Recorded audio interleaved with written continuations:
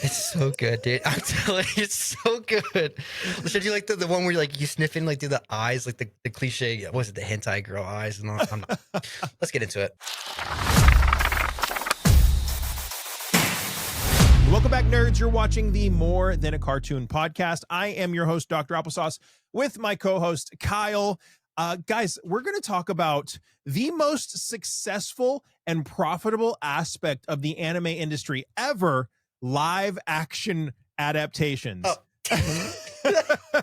Okay. Obviously, that was a blatant lie. I apologize. Forgive me, Jesus. I need to repent for lying. No, we are going to kick off this conversation with confirmations that just in the past few days have come out that Netflix is currently working on a My Hero Academia live action adaptation. Why, God, dear God, why?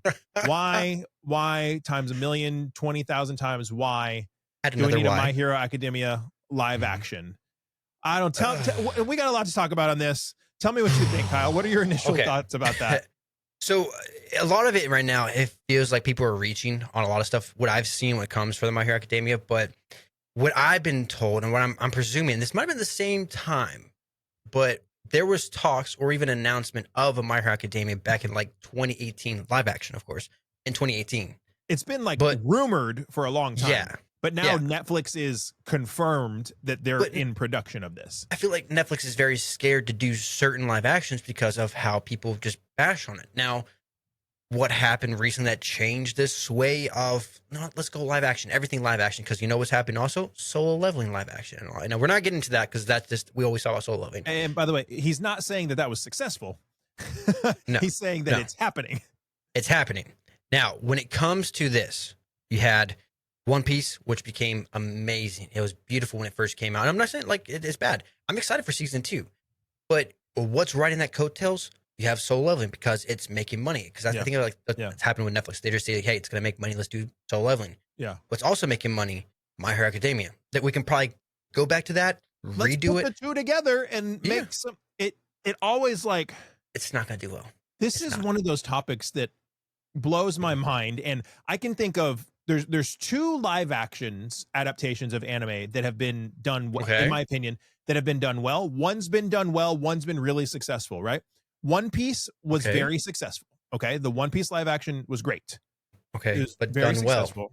Yeah, it was done well. Like they adapted it to a live action format to where it was done well and it was an enjoyable watch and it was good. Then also Alice in Borderlands has a live action adaptation that's really good. Yeah, that's really good as well. Season 3 is coming soon too. Yes. Outside of that, in my opinion, every single anime live action adaptation has been a bastardization of the storyline. All right, let's just talk about the most egregious. Let's talk about some of the awful ones, and then we'll go through this article talking about the adaptation, what's going on. What's your Mount Rushmore of terrible Netflix live action? The most, I'm sure if you know anything about anime, you know this. The most egregious live action adaptation of all time is the infamous Dragon Ball Evolution. Oh, like it's like they just took the character names and made their own story. It was this. I'm watching this like I watched it for the campy troll vibes, right? Like I enjoyed it when I watched it because I went into it knowing I'm gonna just make fun of this movie the whole time, and it was like. It was so awful, but just making fun of it, that was the only way it was enjoyable. But like, that's the king of the worst live action adaptations ever. You don't think, what do you think? All right. I'm going to give you my Mount Rushmore of the worst live that's just my first ever done. I have plenty more. I'm going to tell you right now, because there's one you forgot, even though I know why Will didn't say this, but there's a reason why it deserves to be up there. Whether or not you think it is or not. Are you going to make me worse? Are you going to make me turn into an actually right now? Let me tell you. Avatar: Last Airbender. All right. It's not an anime. The worst live action ever done. Don't tell me. I'm going to tell you right now. Dragon Ball. Dragon Ball has its place. Dragon Ball should come with a therapy session afterward you watch it. All right. I'm going to tell you that. Terrible. I watched it and I never, like when I was a kid, I watched it when I never watched anime. All right. I thought it was bad. I didn't watch anime. So what does that correlate? I'm going to tell you right now. the disservice that they did to Avatar: The Last Airbender is the worst live action ever done. Now, next to him, all right, To be clear, Ong. I feel it's gonna like be Dragon Ball. I feel like I would not be a true anime fan if I didn't say the obvious. Mhm. I'm giving you the caveat and the benefit of the doubt because I like you. Avatar: The Last Airbender is not anime. I could write a dissertation on why it's not anime, why it's culturally accepted as anime. It is an anime honorary member, but even by the admission of the creators, it's not. It's not anime. It's just one of those things that I get all actually on. But valid argument. Avatar: The Last Airbender live action being crap. Yes, that would affect me. But you said you liked me, so I'm just gonna listen to that part. Everything else just after that, I just tuned out. Now, when it comes to next, interesting Attack on fun Titan fact live about action? Dragon Ball Evolution. So, fun fact about Dragon Ball Evolution. I can't think of his name. Maybe if you have the ability to do a Google search real quick. Okay. Who played the actor's name who played Spike in Buffy the Vampire Slayer? Is it James Marsden? I think that might be his name. Wait, what? Okay, we're going for Buffy, but dude, it's been wow, we're going deep, man. Oh, I know you're talking about now. It's James Masters. James Marsters. James Marsters, whatever his name is. Marsters. There's some R in there. Yeah. Marsters. Okay. He played Piccolo in Dragon Ball Evolution. Really? And that's a good fit. Yeah, so he's a huge Dragon Ball Z fan. And when Dragon Ball Evolution came out, it was so awful that he knows Sean Schemmel, who's Goku, and Chris Sabat, who's Vegeta, and apologized and was like, hey, he's like, I'm so embarrassed. I'm so embarrassed. Like, I can't be, I feel so bad about this. And they gave him the role of Supreme Kai in Dragon Ball. Zeno? Is it Zeno? Is it Supreme Kai? My brain I can't remember. They gave him the role of a prominent character. I can't. Let's live action, lifetime Google. While you do this, I'm just gonna go through my full Mount Rushmore. Go. Okay. All right. Kyle's Mount Rushmore of worst live actions done. First and foremost, taking the charge, Avatar: Last Airbender. All right, just the fact they called him Ong and everything else like that. Dragon Ball Evolution. Sorry, Dragon Ball Evolution. That was god awful. One that deserves to be on there, in my opinion, right? Cowboy Bebop, done horrendously. Awful. An absolute bastardization of the show. The anime person that you see before you wants to say Death Note. Wants to say it, but I actually enjoyed the movie before I watched the anime. I watched it. I actually enjoyed it. Now that I watched the anime, it's god awful. But the fact is, I feel it's a little hypocritical. Now, one I can say I've seen both, and I think was, in my opinion, a little bit done worse. Even though I can understand with Death Note, there's it's honorable mention. The worst one, not of all, but I think tops Death Note would be Ghost in Shell. I think they did a really bad job with that. Death Note was bad. The one thing I will say about Death Note is, like, objectively, if you didn't know that it was an anime live action adaptation and you just like watched this movie, you'd be like, it was good. That was an all right movie, right?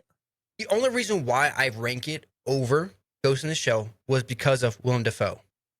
Willem Dafoe was he was perfect, for youth, right? Yes, yeah, perfect.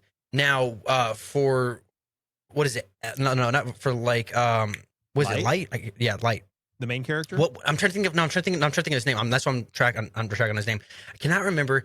He was from like the Naked Brothers band or something like that. But also, him and his brother still have their band going on. Dude, that's old Nickelodeon. All right, don't look at me. Well, but you've said some stuff back in the past. We're not going to bring that. You said Buffy. You said Buffy. Okay, I can bring up Nickelodeon. Hey, that's still generational. I've met James Marsters before. I met him before a long time ago. Yeah, that's sick. So what's interesting about that is all that happened with King Piccolo. And then so Sean Schemmel and Chris Sabat, they told me this on stage as I'm doing a panel with them, that they gave him the role of Zamasu in Dragon Ball Super. So he's Zamasu in Dragon Ball Super in the English dub. Yeah. As like a way of him atoning for the horrible King Piccolo from Dragon Ball Evolution. Isn't that crazy? I mean, that's good. That's good. But so I agree with you on Cowboy Bebop. Get back to the the Cowboy Bebop live action was awful. You know that Cowboy Bebop is my favorite anime of all time. So I knew that it I was knew that was just, gonna be on your list too. Yeah. yeah, I just just want to did steal it not from you. expect it to do well. And like, I think I hate what they did with Faye Valentine in the Cowboy Bebop live action. And it's Okay. not to be chauvinistic or sexist or anything, but they changed who she is. Like Faye Valentine is a con artist who uses her sex appeal and her attractiveness as a woman to con men and to catch them and arrest them and turn them in for bounties. So because of that, she is who she is, and she uses that on purpose. And they took that away from her. And like, so I always say, it's not like I'm advocating for that, but that's who her character was. And you take that away from her, and then she's not Faye Valentine anymore. She's some PC version that nobody asked for to be changed. So what I'm taking it as, and I think this is what you're trying to come at, is it's not the fact that they didn't give the fan service. No, they took a core part of the character, her actual, her persona, who she is, and got rid of it. You know, I think there's other ways they could have done it without fan service that they give in Cowboy Bebop, but taking a core personality of someone who they are and just getting rid of it, just saying like just changing it right on the spot. I can understand that. Yeah, I 100%. Yeah. So, we've seen how successful live action adaptations are, right? And then you have One Piece, which was great. And I think the biggest difference in why One Piece has done so well is because Oda was directly involved. The creator is directly involved, and it had a huge budget. So you have the creator directly involved with the huge budget, and you have the recipe to potentially put something together that is successful, and it was. But I mean, also, it is the #1 anime of all time. Now, is it my #1 anime? No, but it's the #1 anime of all time. I'll give it credit to that. I mean, it's going to have the viewers, but the way it was done, very well. And I think, honestly, my favorite character of all of them is, what's his name? Taz? I think it's his real name. Taz, like T-A-Z. Taz, yeah, he's Sanji. Sanji, yeah. 100%, I think they did a great job with him. Just because, like looks and almost like that persona kind of gives it a little bit. I do kind of I do kind of wish they gave him a little more of the cartoon aspect in his emotions. Because I'm kind of like, you know, when Sanji's flirting, right? He's very, I wouldn't say flamboyant, like where we're talking about, you know, the what is it, Mr. Claybon? Yeah. It's more personified. Yeah, I guess. Well, see, so I feel like there's a little more room to go with that. What you're saying, in my opinion, is why the One Piece live action is so successful, is because they didn't try and make them exactly like their anime character counterpart. They took those characteristics and made it, if somebody was truly like a real life simp, if somebody was truly thought they were a ladies' man and was all about the ladies, how would they really act? What's an interpretation of how they would act in reality? They're not going to be swooning like, oh my God, Nami, let me make you some food, and crawling all over. That's not really going to happen in reality. But they interpreted that for Sanji as he's suave, he's cool, he's even keeled. He kind of has like that oh God, what's the word I'm looking for? So I'm thinking smoldering kind of like like, you know, appearance, right? Giga Chad. Yeah, kind of like that. And so I feel like they took who the anime characters were and interpreted them into how they would be realistically, and it worked. And honestly, if you have Oda giving the okay to that, I mean, obviously, you know, he's fine with it. I guess to phrase it a little bit different, to make you understand, and they might go in this direction, which I really do feel they would. But what I would like for Sanji to be is like, act like he knows what he's doing. Which I said he could act like he knows what he's doing, put on this cool guy persona, but then maybe showing like, hey, I'm freaking out on the inside. Hey, I don't know what the heck I'm doing. Like, you know, a little quick cut, like, oh gosh, I can't believe that worked. Like something a quick cut that zooms in on his face and the camera darkens and you see like half of his profile and it's like an inner monologue of like him freaking out. Well, not even that. I think that's a little too much. I'm just saying, like, you know, maybe like when he turns around, he does like a little chuckle. You know, it's like, ladies, don't worry, I got you covered. And you're like. You okay? You know, like that basketball, one of the guys like, ladies. But then when he turns around, he's like, I can't believe that worked. Like, kind of like that, you know? Kind of like how you would give him a little bit. Whisper to yourself in real life when you know nobody's looking at you. Your inner thoughts coming out then. You know, I want to see a little bit of that. That's a little more personification I would like to give. Sure. Because I think that would give the character just that extra boost. Zoro, I feel like, is putting on a little too much of that gross, you know, not gross, grotesque feel. But I think they're doing great with the characters. All in all, I think they did great. And I feel like if they bring that same energy to My Hero, it'll be good. But biggest difference, I haven't read anything to say that he is. I don't think Horikoshi is involved in this live action adaptation. I did a little bit of research, and I think they said it is Shinsuke Sato is attached as a director.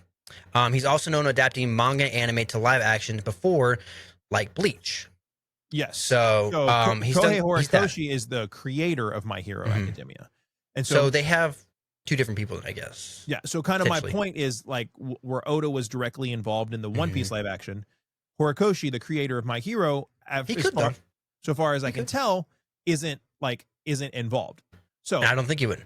I think it could be good. One thing I'm worried about is there's rumors of a character list being or a cast list, of what's being released, and one person was announced as being Uraka. And I'm gonna tell you right now, I was telling my wife about this on the way home too. I was like, nothing against the character, but I'm already going into My Hero Academia live action pissed off, just already. Because I saw that today. Who is that? Reason why, let me give a little context. All right. Currently watching with my wife Wednesday season 2. God awful. The worst piece of trash I've ever seen. It has not been buried enough. It is so terrible. I'm going to tell you right now, 3 years in the waiting, all the characters different. Characters like their acting, the way their style, like how they are, who they are personally. We were saying, like, the core, like the Faye Valentines, that's what they did here. That's what they did to Wednesday season 2. Everything just doesn't feel like Addams Family. It feels like they're trying to be Disney with their storyline, but horror at the same time. Like, it doesn't make sense. I do not like it. But the character in there, she plays a wolf or a werewolf. Every time, and I'm sorry, she's working with the best she can and with the writing. I understand that. Every time she's like being a werewolf, like, let me bring my claws. I'm like, I've seen too many werewolf movies to be like, that's just like, it's too kiddish for me. It's too like Disney. But now when it comes to her herself, the writing, little backstory. Okay, there's this guy that she likes in this Wednesday season 1. There's a guy that she likes. She's about to go on a date with him. He is like Medusa, has the snakes on his head. When he looks at someone, they turn to stone. Now they stay stone forever? No. What happened was he's going out on a date with her, and he comes out of the shower, and his towel falls, and he looks into the mirror. He turns into stone. Technically, stands her up. Now, whether they become a couple or not, I don't know. He stoned her up, I guess. I don't know. That's where we're going with that. Everyone, even myself, were pissed off that happened, right? I was looking forward to it. They're going to get together, be a couple. It was cute. Now, where they come back this season is that, like, apparently they're in a relationship somewhat, but she is joining the pack of werewolves, and she's been hitting on. It's kind of like, Edward versus what's his name, Jake from this Twilight. Is Wednesday's friend, right? Yes, Wednesday's friend, the one with the colorful hair. Really good, really good season 1. Season 2, yeah. I feel like they just wrote her terribly. I don't think it's her acting. I think they just wrote her terribly. And what happens is that she's trying to join the pack. She finds a guy that she likes, and pretty much is apparently cheating on her boyfriend for like 4 months straight. Comes back, just ghosts him, and says, "You know what? I'm more interested in this dude." I didn't like that. A lot of other people didn't like that. So for me, I'm already pissed off going into that because of how she's treating my mans. All right, I know he couldn't control. The towel fell down. He's stoned. I understand that he control it. Whatever. He literally stoned. Yeah, but. I don't know. With that, I feel like also with the characters of My Hero, I mean, we're going to throw out Momo. How are they going to do that? That's a tough situation to get into. Yeah. What's the perv name? I can't remember him. Everyone hates him, but like Mineta. How are they going to do that? I'm very curious to see how they're going to do a lot of these characters. That's a good point. That's not something that I hadn't really like thought about it specifically like that, but that is one of my concerns is it's like, there's so much nuance and like unique specificity to My Hero Academia characters.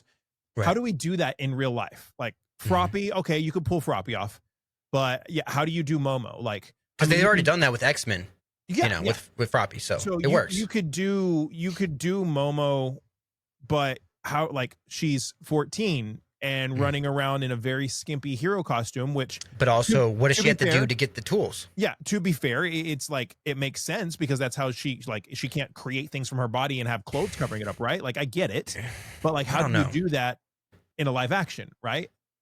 So I'm in the anime side community, I'm with my girlies on this one, Will. I'm with my girlies, all right? Because I've seen a lot of girls come out there on anime TikTok talking about of the casting. Here it right. is. Yeah. Emma, I think her name's like Emma Myers. Yeah. So I see like there's rumors like this that are like popping up, but when you try to do the research, nothing's been confirmed. That's what I'm saying. You know, it could be not. I don't know. She's rumored for that, and then there was another casting that I saw a rumor for. I'm trying to scroll back and see if it'll pop up. But like you said, like it's hard to tell if there's any actual like anything behind it. You know, nothing's been confirmed. Yeah.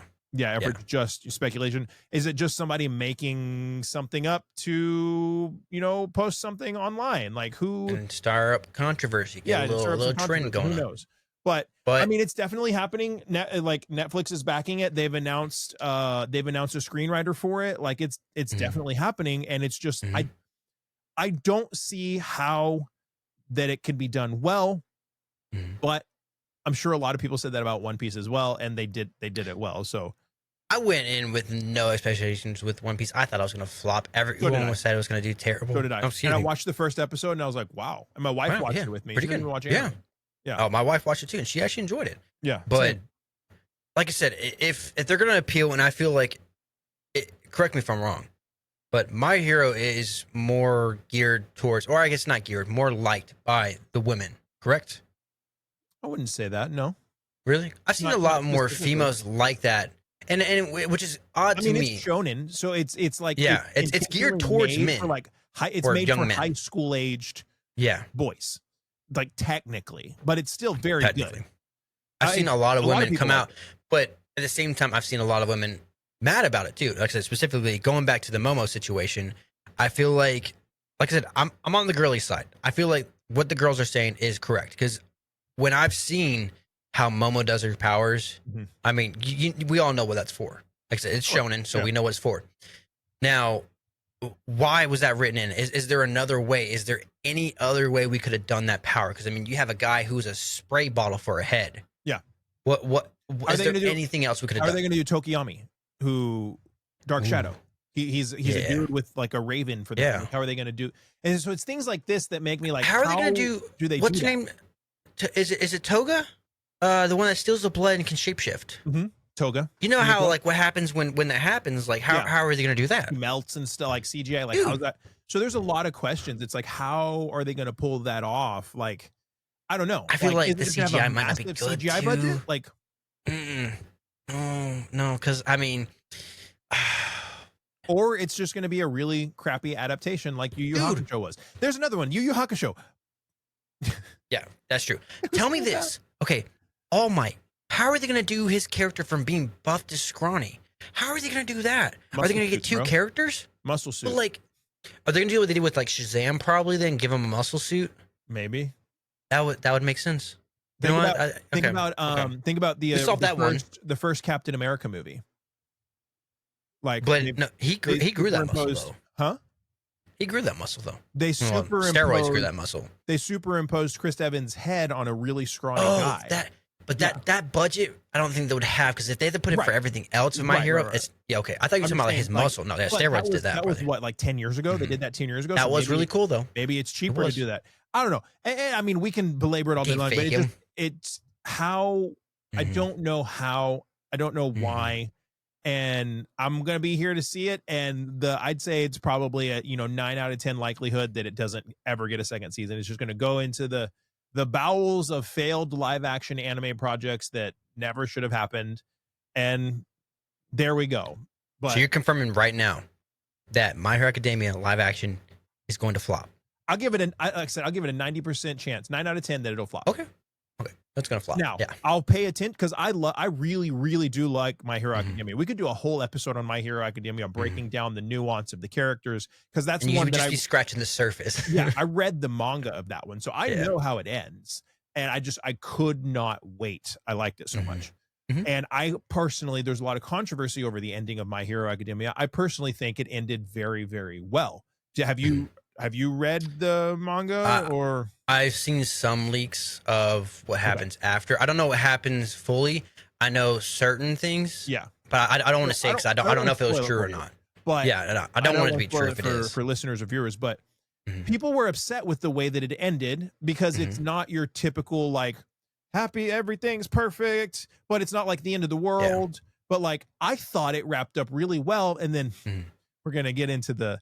I'm not trying to insult anybody, right? But it takes a little bit of intelligence to look at the way things went down to be like, that's actually really good writing. The way that's very poetic how things happened. It's like, well, this happened and then this happened and that negated everything. And you're like, no, dumb. Like actually use your brain and see like what's going on here and how these things happened. So I think My Hero actually ended really, really well.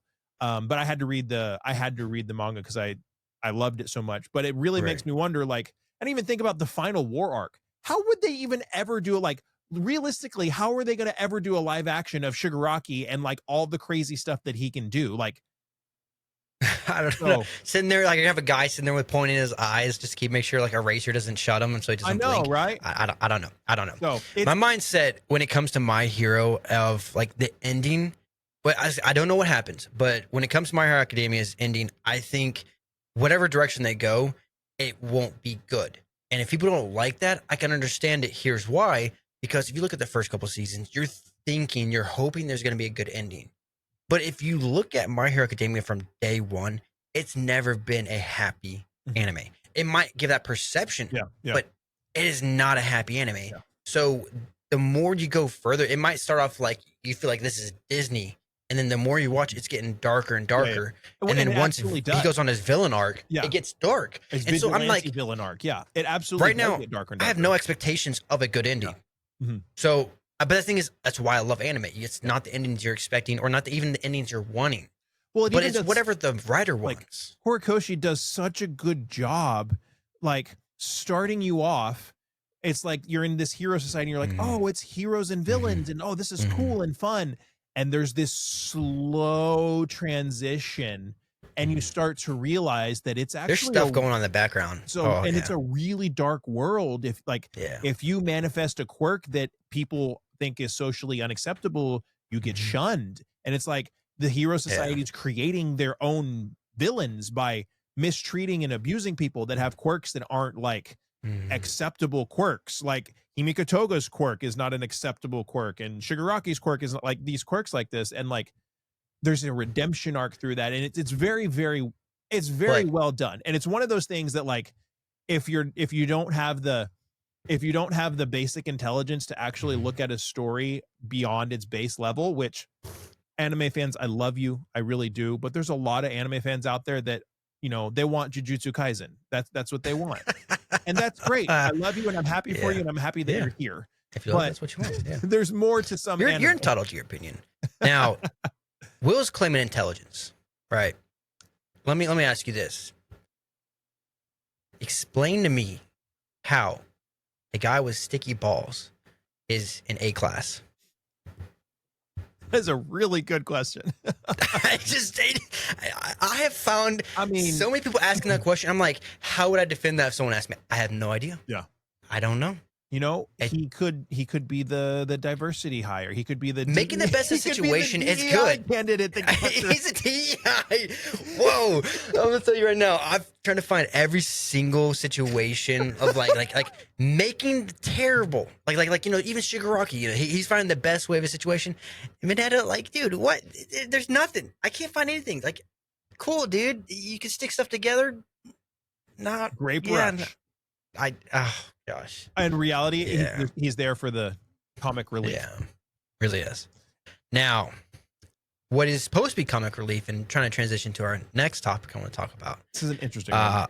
And also where opinions might be valid or not, and what is completely wrong, I think, is going on with the situation with the anime men. Now, Will, have you seen what's going on with the anime men? Like, I've seen people talking about it. And then I've seen people make videos trashing them, which I really don't give credit to, because having been somebody that's been on the receiving end of that many times, I know there's a bunch of losers out there that live in their parents' basement that really can't make any content of their own, and they just look for other people to make fun of so that they can make content.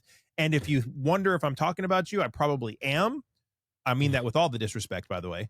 So I didn't put a lot of stock into it, but Right. I watched the video. I watched the first half of it, Mm-hmm. and I can understand, but I also have my defense Now, as to why things went down the way they went down and why right. I didn't expect it to really be any other way. And I'll preface by saying I met them once before, and they were all very kind and very nice, and I like them, and I would jump at an opportunity to work with them. But that being said, now before you go to your videos or your comments or just whatever you're using to fuel that hatred towards Will, what he just said, let me paint a picture for you. Okay, let me paint a picture of what is currently going on. The Anime Men released a video recently of them doing a ranking of, I think, back to 1900s all the way to present day. I think it was the earliest anime that they could get their hands on, and it was the most popular anime of every year. Every year. Now, they did a tier ranking list off of that, and people lost their God-loving minds. Let me tell you right now. The internet is wont to do. I will say this before. I'm going to tell you right now. I'm not a fan of the Anime Men, personally. I don't think they do bad content. I don't think, it's just, it doesn't gear towards me. It's not for you. It's not for me. Like I said. Some of their videos hit. No hate towards them. Some of them don't. But I'm going to tell you right now, any hatred and anything that is going beyond the comment section, or even with the comment section, some of the stuff is uncalled for. I'm gonna tell you, no matter who it is, those are human beings, whatever they are. It is uncalled for. They are getting to the point where people need to check reality and understand what is currently going on. This is stupid. I'm gonna tell you with this: the video they released, they went through every single popular anime of the year and only did the first episode and then ranked it. Certain things about this I am not a fan of. A lot of people are calling them tourist. Have you heard the phrase going around like anime tourist? Yeah. For those who don't know, it pretty much just means it's a new insult. Because I didn't even know this. You're a but casual. Okay, well, we can't all be hardcore weebs.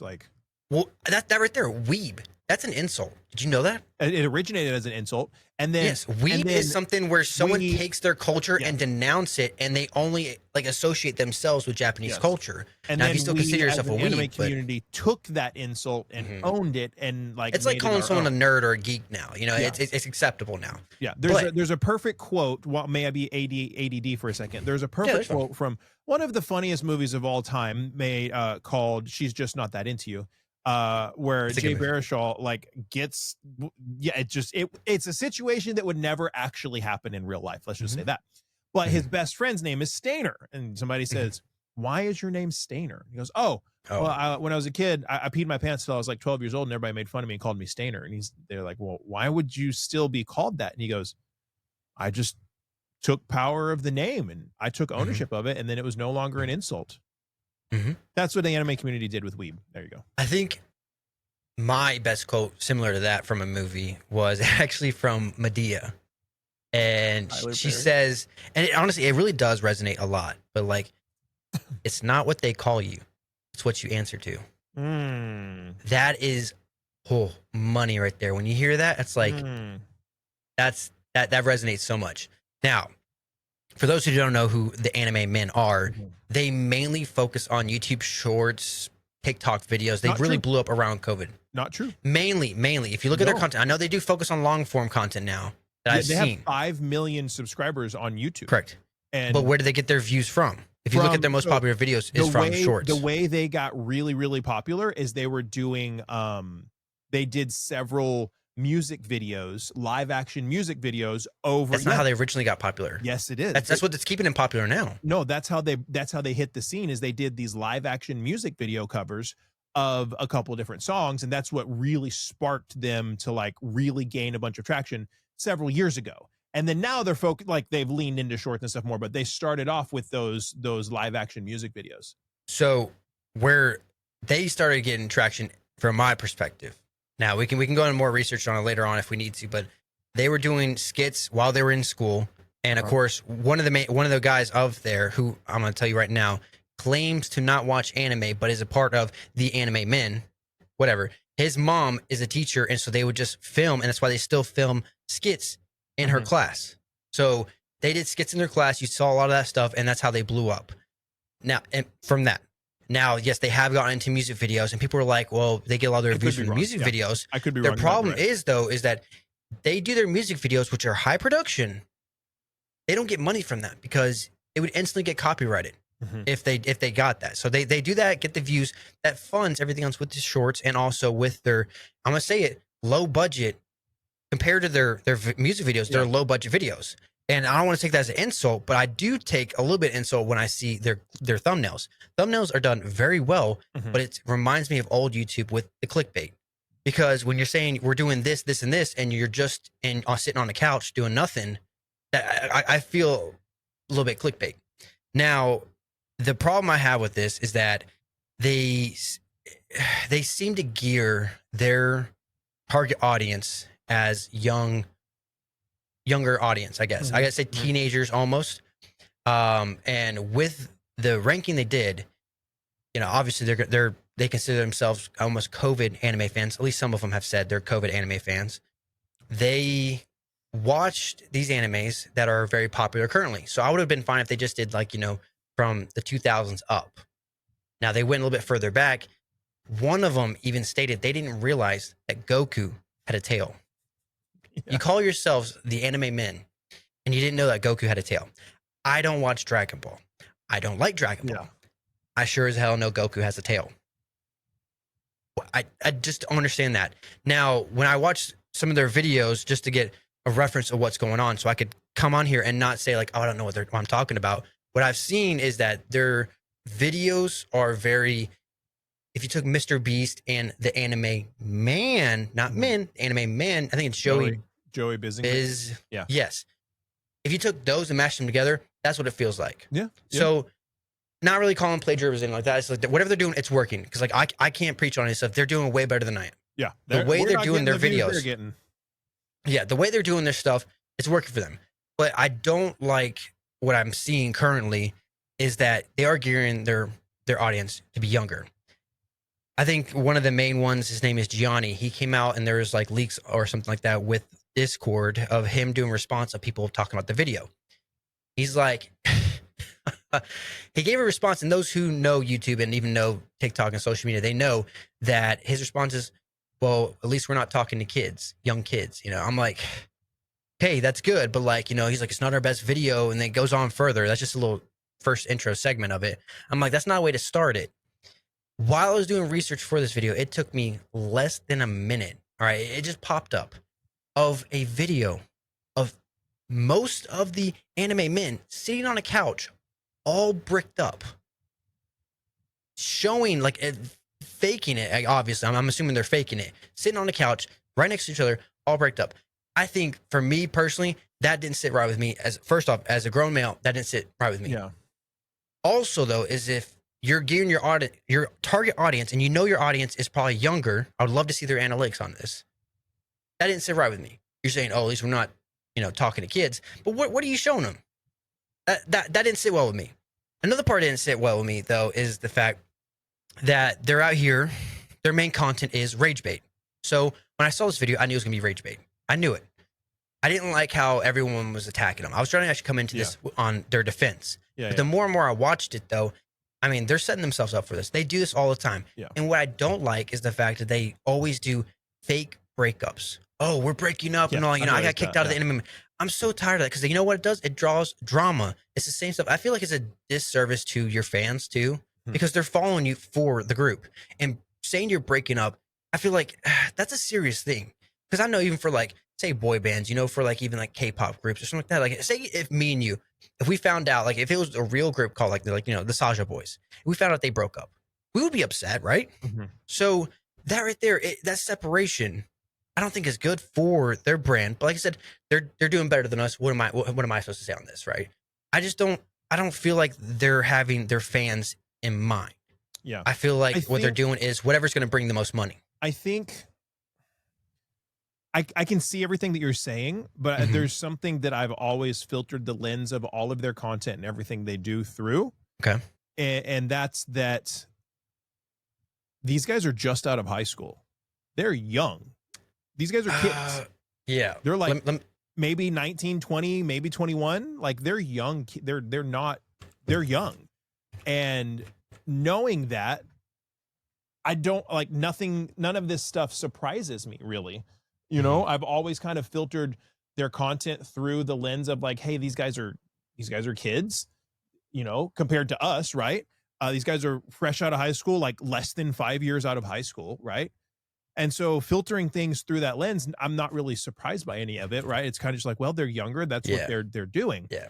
And like, I mean, you have to understand, like, and when we're going to start talking about the reactions and stuff, but like these guys grew up on JJK and High School DxD. Like that's they didn't grow up. They're new to anime. Yeah. Well, I mean, they didn't grow up. At least the stuff not that, all of them. They've been exposed to over the past 4 or 5 years. And if you're 20 years old and you're 5 years into anime, well, you've liked anime for 25% of your life in their defense, right? So I'm not saying that what they're doing is good or bad. Whatever they're doing is working. Like I remember I started following when they had 1 million subscribers and now they have almost 5 million. Like, holy crap. I wish I was a tenth of as successful as they are. I don't know what I'm doing wrong to have been doing this for 8 years and not even crack 100,000 followers or 100,000 subs on YouTube. Because you know what they're doing? They're doing that quick, not like the quick attention, like, or whatever it's called. Like they're just doing the pans back and forth. They know what they're doing. I mean, the quick showing the fan service real quick, you know, controversial rage bait. Yeah. Just pan the camera back and forth. Yeah, I'm not a big fan of that what stuff. They're doing I'm not a fan of that stuff. And it's they working. They have a bunch of guys a part of their group. So that means they have, you know, exponentially many more ideas and opportunities to do things, which I think is cool. So yeah, I guess I've always filtered it through the lens of like, hey, these guys are super young. And that's just kind of made me like, well, okay, whatever, they're young, that I guess I get it. But they made that video and like, who knows if the video, like, was it intentionally rage bait or were it just ignorant opinions? Who knows? But when you watch it, was people rage are bait, having that I'll let you get into, I do not agree with at all as somebody that's been on the receiving end of those types of responses many times. Like it's not cool. So what I'm seeing is they're probably around 22, they're early 20s. Yeah, that's what I was thinking. Yeah. Probably out of high school, maybe 5 years. So, I mean, they're still new to this. So I'm like, yeah, that's fine. I mean, I'm not saying, you know, that they're too young or what they're doing is wrong. I feel like their mindset and their views are wrong when it comes to this. As you can call me Unk, you can call me Boomer, whatever you want, trashing on these guys. Like I said, whatever they're doing is working. For me personally, at my take on it, I don't like the way they're doing their content. As a consumer, I don't like it. I think it's a disservice to their fans. I think it's a disservice to us. I think the slap in the face personally of the attention that they do, the pan back and forth, the rage bait, the way they're purposely setting up stuff for comments with that they know is going to drive comments. In the video, you can literally see one of the characters scratch his butt and then sniff it while he knows he's on camera. You know that's going to drive comments. You have another one. It's anime. It's not anime. It's anime. It's anime tropey crap. Like if you think about it, it's like their breakups. I think it's lazy. Their breakups are story arcs, right? That's not story arcs. But it's a story arc to go into another arc to like create hype and create attention for another thing. Like I'm not saying it's inherently good or bad. I'm saying like they're trying to make their own stories and engagement is how I see it. Whether it's I'm good or not. You could save face on that for me. I'm tell you personally right now, I see it as they're growing up in a rage bait, rap battles back when YouTube was doing diss tracks. That's why I see it as. Because they all know that gains retention, that everyone loves drama. Everyone wants to know what happened. So that's feeding them. You know, they say views are dropping. Oh, time to get kicked out of the anime, man. That's the way I see it. I mean, at least I can see with a different point of view. Like I said, if what you're saying is correct, that's fine. This is the way I'm taking it personally. It's also possible they're large enough. It's also possible they have like a manager and like people that are telling them like, hey, y'all should make content I'm pretty sure they do. Yeah. I'm pretty sure they do. Yeah. I mean, they have booths. They sit in front of conventions and all, have like people asking questions and all. That's fine. But when you have someone who's on the camera sitting provocatively, when you know you have multiple kids watching you to drive comments and you know what you're doing, I mean, that when you're also trying to watch every single episode of an anime and you're on your phone, like I said, I feel like if you're doing reaction content, at least react You to should pay it. attention. Yeah. Yes, I Yeah. feel like it's a big disservice, but the hatred they're getting towards this video, like I said, so far everything I've done right now, I've not shown any proof that I actually care for them. Like I said, what they're doing is working, but for me personally, what everyone's doing is going further than what I'm doing. So I don't like it. Guess what? I'm gonna be able to wake up, do my own thing, move on from it. All right, because they're gonna keep on doing the same stuff over and over again. That's fine. That's not gonna stop them. The fact is, what people are doing are taking this way too far. I think this is completely messed up. Yeah. I know right now they're doing a little probably PR saving because I heard also reports that they might be deleting tweets. And you know, I'm not sure. I feel like the biggest thing they do right now is yes, change their website bio for one of the characters saying that he doesn't watch anime. I mean, that's just I don't know. They could just be rage bait. Again, which is like I'm not a fan of that. If people like that and want to watch it, that's fine. Like I said, I understand with doing thumbnails, clickbaits, and all that stuff. I've done it myself. I've taken certain thumbnails. I'm like, all right, this is from a scene from an anime, but at least I provide the anime that's from.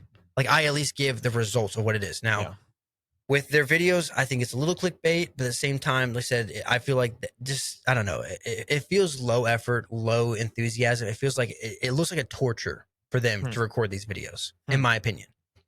For me, like if I'm doing it at their level, and especially bringing in the views and having their influence, I would be enjoying it. I love what I do right now currently. If I had their influence, I don't think I'm like, you know, I'm just pushing along through here. I wonder how much money. Like one of the things, it's just the way, because I'm almost 40 years old and this is my job. I always wonder how much money they're making. Like, because they take brand deals, they get like they get great that much views. I really don't think, because if you look at their shorts, I think it's where they probably get most of their money from. But TikTok, I don't think they go over a minute long, so they're not making much from TikTok. True. A lot of their videos do pretty decent. But I don't think enough to be bringing in what like that YouTube money, because you have to think about it. It's like 6-way split. Plus, also they have people who film them, probably people who edit thumbnails. If they have a managing staff and all that, so like I feel like they're not bringing as much, but a livable wage, a pretty decent wage too, because I think they live out in California. So if they're able to live out there, I think they're doing fine. I just feel like if the effort was a little tuned up, if they enjoyed it, because like I mean I can even tell I hate sometimes when I don't feel like the energy's in my videos when I'm recording. I sometimes I'll go back and redo it. Yeah, because for me, like I realized too. I remember when I was at 0. And now for me, I feel like that's a disservice, because you have people who are relying on you. And I feel like you have influence on somebody. So you should have that in the mindset. And I don't know, just like give a damn, just a little bit. I can understand your perspective. I will say, and I'm glad that we have a good enough relationship that I can say this. I can't say that I entirely agree with you. No, you're totally fine with that. I enjoy some of their content. Some of their content I don't enjoy. But it's like with any type of content, like there's very few creators out there that I'm like, I got to watch every single video. There are a few, but I enjoy some of their content. But I also, with the caveat, I understand that they're younger. The way their brains are going to work is different than mine. They're going to want to put out different types of content. And like, I'm having been somebody that's done this for 8 years, that I've received death threats, that I've received threats of like, I'm going to come find you at the next convention, and like, and then even to the other end where it's not as bad, but it's still super horrible, is people saying like, delete your channel, you suck. This person makes, there's a creator out there that here's a job application. Yeah. There's a creator out there that's made multiple videos about me, and like they've sicked their followers. I had to turn off social media for 2 weeks straight at the beginning of 2023 because I couldn't handle it anymore. And like, so having been on the receiving end of that, I'm not super willing to like criticize any content creator as long as they're not actively hurting somebody. You know what I mean? Like maybe what they're doing may or may not be the best. Like I don't really know who's watching their stuff, but I totally see what you're saying. It's probably kids. But I think the bells are going off. Like there's some red flags. Yeah. My natural bent isn't to bust somebody's balls about what they're doing. Yeah. I think it's good of you. Unless they're actually hurting someone. And it's just because I've been on the receiving end of it. Now, the video in question, I think that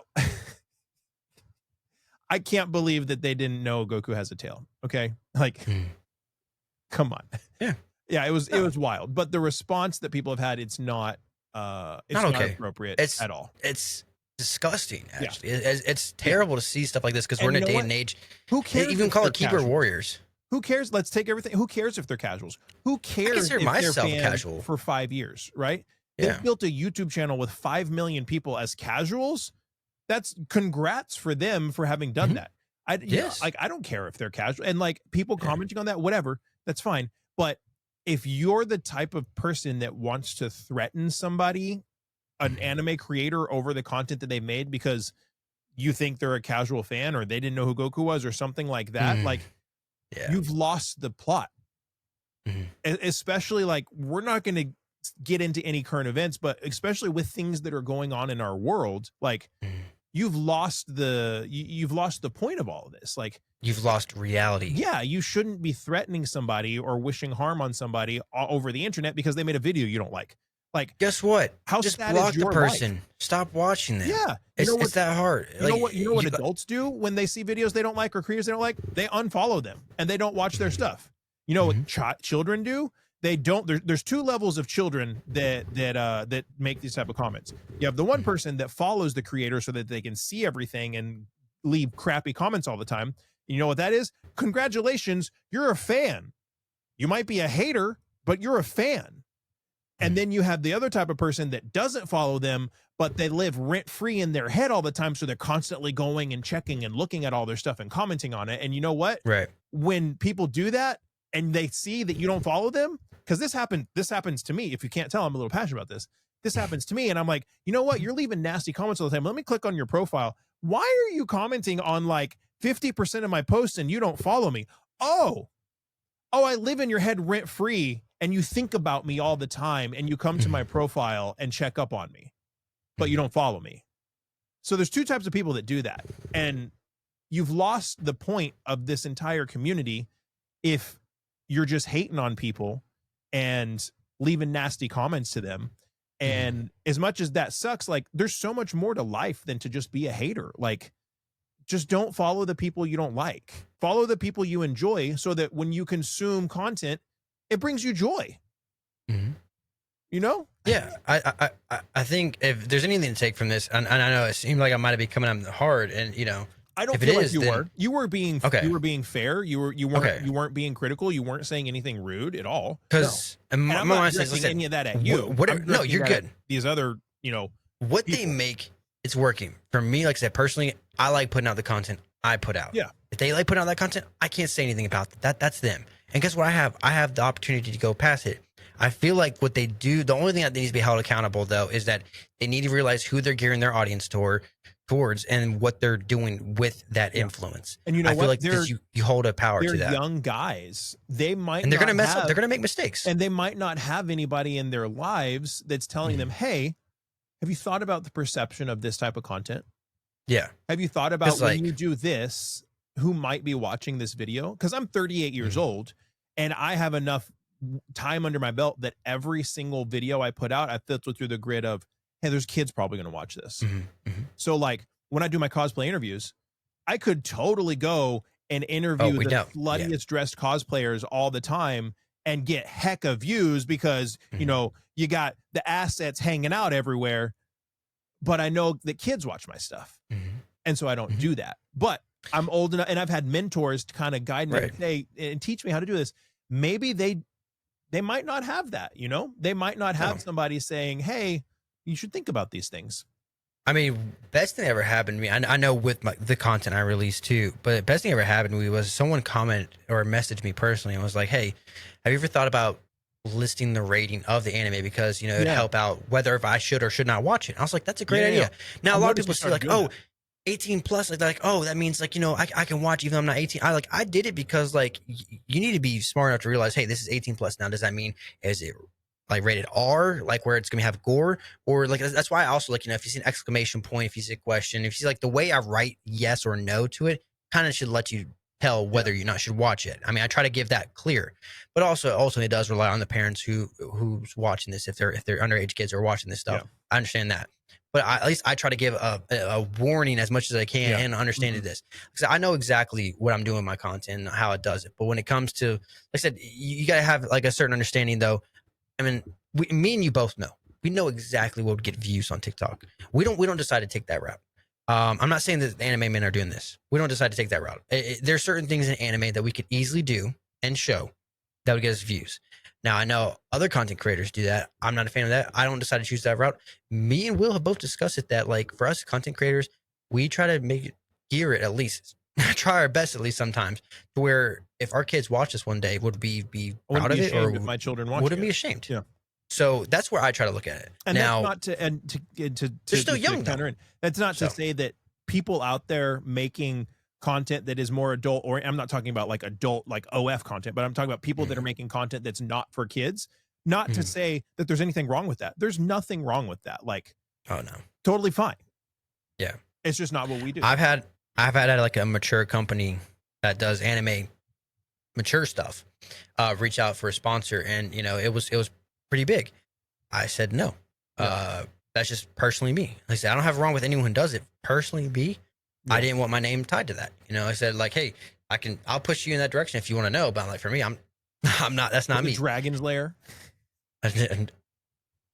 Dragon's Lair. I think it's called Dragon's Lair. Papa Meat. It's one of his sponsors. I think Tentacle. For me, whatever you do, whatever you watch, that's up to you. I feel like, you know, whatever kind of content, that's up to you. I feel like anyone's free to do whatever they want, and you can find whatever you want. I don't think anyone should be silenced. I don't think anyone should be censored when it comes to certain stuff. I feel like if you want to say what you want to say, you should say it. Now, this ties into our next topic. What is currently going on with, and it also ties into One Piece, which is ironic. What is currently going on in other countries that are specifically, we'll talk about Nepal, but in Indonesia originally started, for context, many people were flying the, what is it called? The Jolly Roger? Yeah, the Luffy's, the Straw Hats Jolly Roger. Yeah. They were flying the flag. This was a form of protest, and it became almost, I think, either illegal or just, if people were getting, I don't want to say attacked, but it wasn't allowed for you to fly this flag. But it was a form of protest. Yeah. It's elevated now to a whole different standard in Nepal, which is crazy right now. And this all stems from censorship. Yeah. And I've been wanting to talk about censorship for a long time. I know it's a risky topic to go into, especially for a podcast, but also as a content creator. But I mean, like I said, it involves anime. I feel like we should talk about it. So what is currently going on, in my understanding with Nepal, is that they have gone through and they're banning a lot of social medias. I don't think they have any social medias to have. So what happened is the government banned essentially all social media, and because they made a video on this. So they essentially banned all social media, and their reasoning was to stop the spread of fake news and misinformation, which is something that gets tossed around a lot here, which is, it's a keyword for, we want to shut you up and not let you talk about things, is what it's, we want to control what it's the slang narrative. for. We want to control what you get to hear and what you get to say. That's what it's slang for. But fortunately, here in America, we still have free speech. But in Nepal, they did that. They banned it all. And the country lost its mind. And what they're doing, and rightfully now, for me, I'm all for protesting peacefully. Now, what they're doing is they're flying the flag, because if you look at Jolly Roger, yes, they're flying the Jolly Roger because as a form of protest against the government.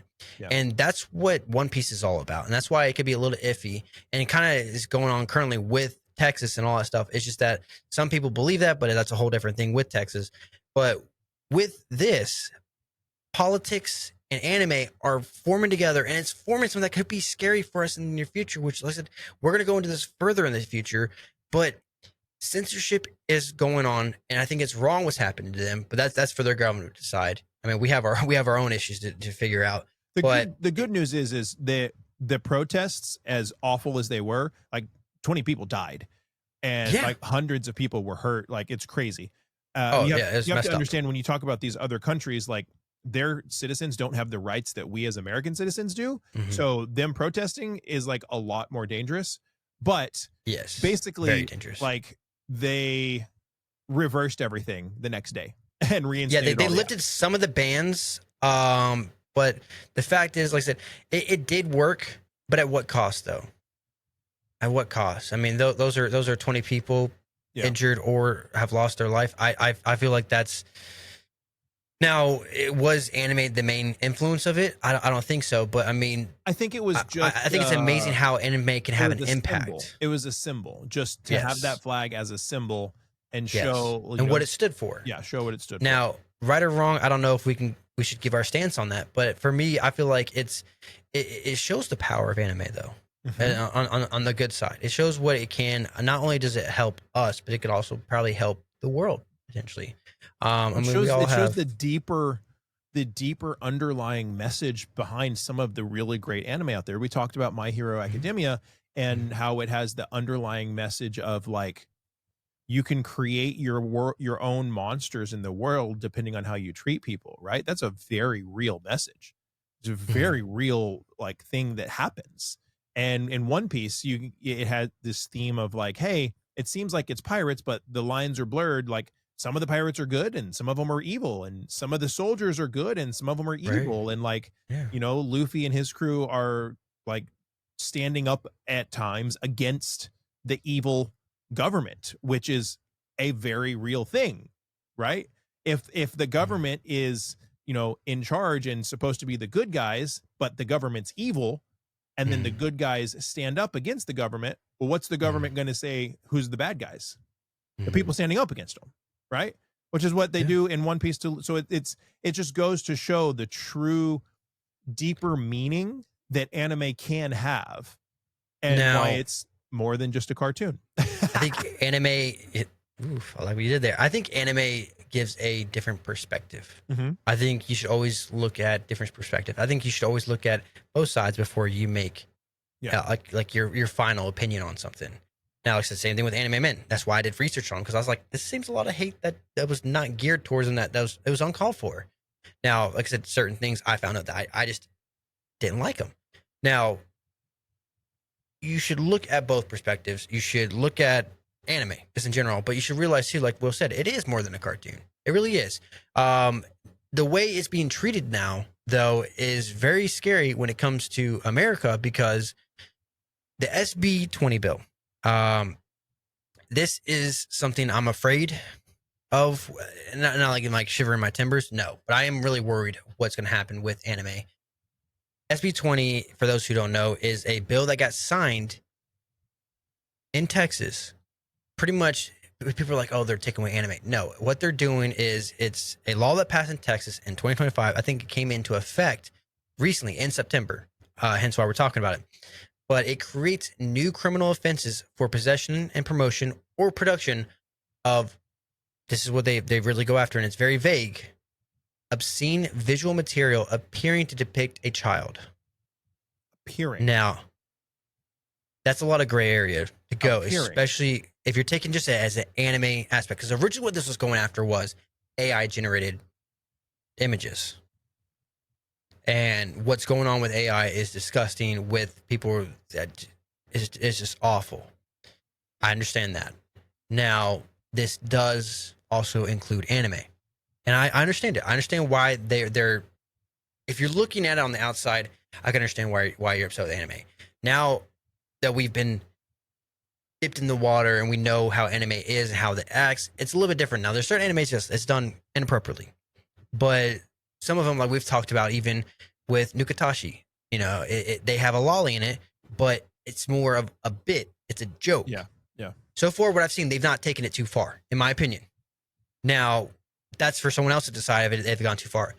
The problem, though, is when it says obscene visual material appearing to depict a child. Obscene and appearing, those are up for... Who's deciding this? Who's deciding that? Those are up for interpretation. Now, since this has already gone into effect, and a lot of people are just going to wait to see where the line's drawn, it's already happened in Texas for certain stores. They're just deciding where the line is. They're going through and taking stuff off their shelves, removing certain mangas, removing certain things that might be. Now, with anime, that's a broad area of like going after certain characters. I mean, you have what is it, even from One Piece? Even go with One Piece, isn't I'm forgetting her name right now. Nami. Isn't she like 16, 17? I think at the beginning. So if you take that into factor and how she's presented, are we going off of Japanese standards, which for them it's 16? Or are we going off of American standards, which is the American Bill? I'm assuming it's 18. It's a slippery slope. That takes out almost every single anime. Too much room for interpretation. I agree. I don't like legal jargon like that because it's too like legal jargon should be finite, not open ended. Because it depends. I might define obscene and appearing to differently than 70-year-old fuddy-duddy career politician douchebag that's done insider trading his entire life and made $10 million on $100,000 a year salary over the past 10 years. Like, come on. Like, I'm going to interpret things differently than that guy is going to interpret things. And so we'll see what happens. Like, that's wild. I mean, as a father, obviously, definitely 100%. There's no even question about it. Protecting our children. Yes. Yeah. Yes. As a good parent, which we both are, I watch anime that I would never allow my children to watch.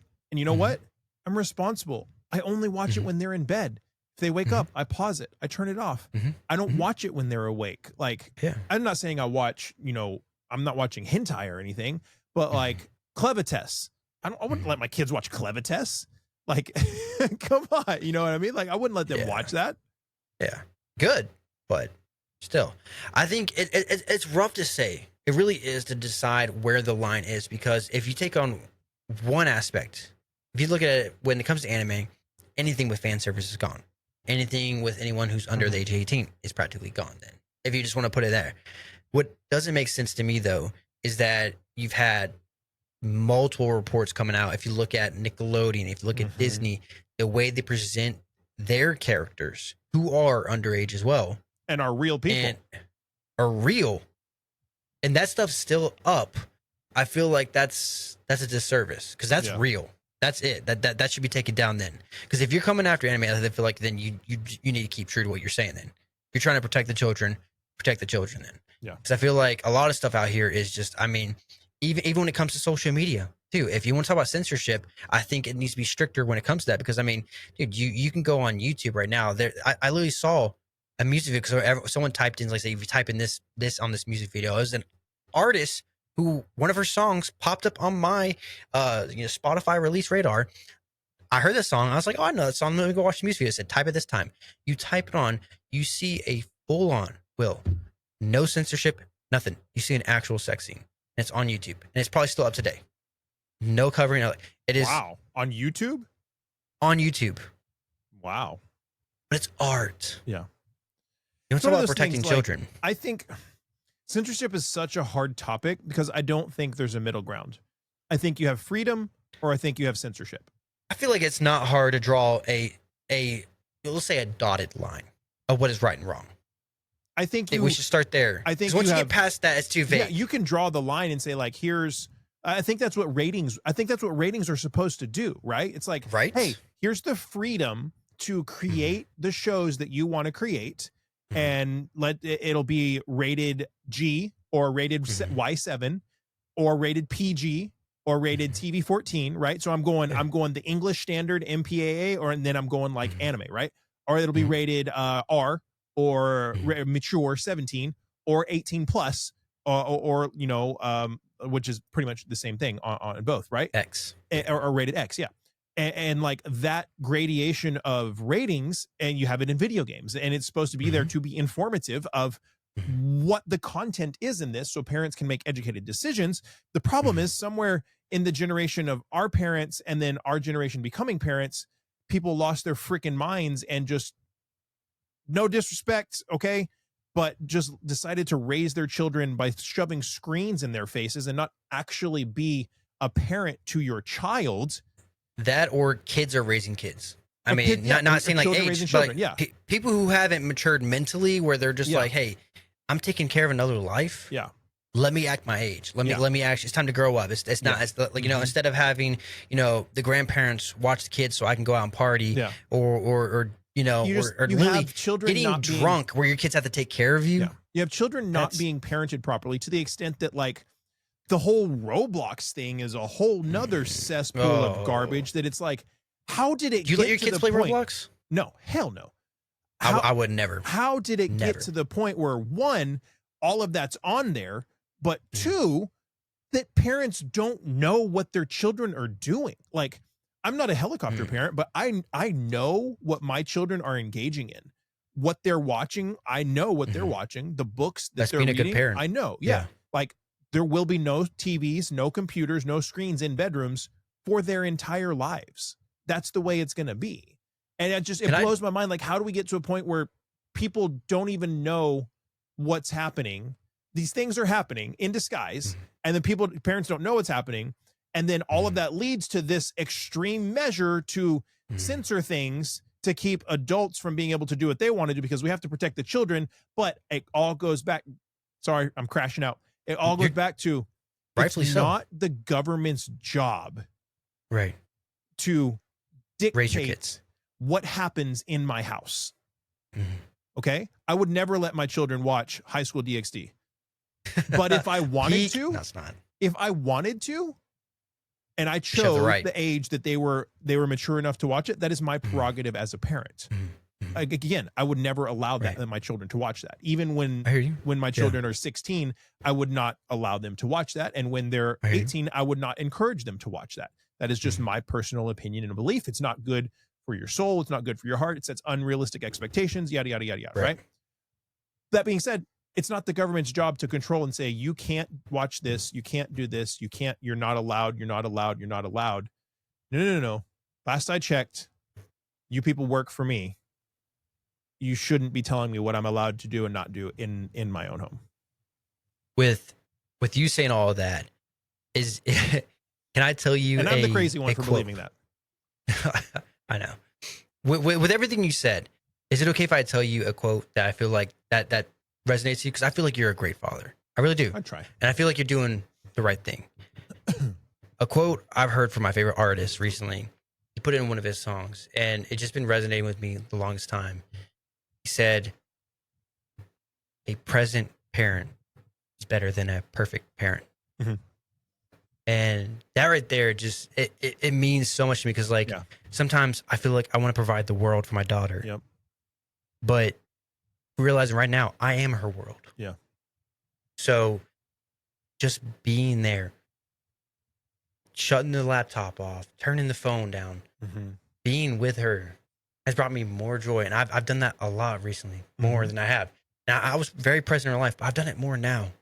And just not only the benefits had with her and me, the relationship, but like I can feel myself, just, I don't know if it's grace or what it is. It's amazing seeing how, just being involved in her life not only does something to her, but it does something to me. So 100%, you're not going to be a good parent. It's not going to be the perfect parent. I'll tell my wife all the time, I'll do something, and because I had a horrible childhood. Like, we're not trying to get into all that, but I learned every way not to be a dad. Terrible childhood. And I'll tell my wife all the time, I'll do something. I'll be like, I feel like a horrible dad. I can't believe I did that. I feel like I messed up. And she goes, you know how you know you're not a horrible dad? I'm like, how? She goes, because you ask yourself if you're a horrible dad. Exactly. Bad parents don't question if they're doing a good job or not. They don't care. Because the fact that you're constantly checking yourself. And then this all cycles back to the censorship thing under what is, in my opinion, the guise, for the people that aren't intelligent enough to understand the deeper meanings of My Hero and Academia and Attack on Titan and One Piece. Guise means like disguise. Okay. In disguise. Sorry. It's 9:00 at night. I'm unfiltered. under the guise of protecting children. Right. So personally, I don't think it's about protecting kids. I think it's about a little more control. More control. A little more control. Or it's about protecting the kids, but there's something else attached to it that is beneficial for somebody else. You know how you fill up a cup? One drop at a time. You know how you eat an Right. elephant? One bite at a time. Exactly. So you don't go after the full. No. You go for the slow kill, I guess. You know, All right, long con. we better call it. We're going to turn into a political podcast instead of an anime Oh, we podcast really if do. we keep down this It's all road. about anime, though. But hey, all I'm you going to need go to know. watch Fragrant Flower Blooms with Dignity to lighten the tone. I haven't watched it yet. I'm going to watch it, and I'll follow up with you on the English. I'm going to watch it in English because I don't know. I really do like them. I like the Japanese. The Japanese cast sounds really, really good. Beautiful. Yeah. So good. And Gachiakuda, oh my Gachiakuda, every episode of Gachiakuda just keeps getting better and better. It's so good. I'll tell you right now, personally, I feel like Fragrant Flowers is above Gachiakuda. But I think like Gachiakuda is so good, but Fragrant Flowers is better to me. Gachiakuda is my vibe. That's my preference, right? I prefer that style over the genre that Fragrant Flower is. And so I'm just going to be more naturally drawn to something like that. But hey, I've got about 30 seconds left on my camera's flashing at me. So it's been a great episode, everybody. Make sure you're following wherever you're listening. And, episode 15 in the books, baby. And next week, we're going to be coming back about new anime coming up for the fall. Going after our summer rankings and our fall predictions. Correct. Yes. It's going to be epic. Stay tuned for that. It'll be fun. Yes. And we'll see if our predictions of what we thought was going to be good for the summer turned out to be good or which ones turned out to be bad. So subscribe, stay tuned, all that good stuff. We love you guys. And don't let your kids run wild. Actually pay attention to what they do. Don't let your 5-year-old watch High School DxD because you think it's just cartoons. Bye.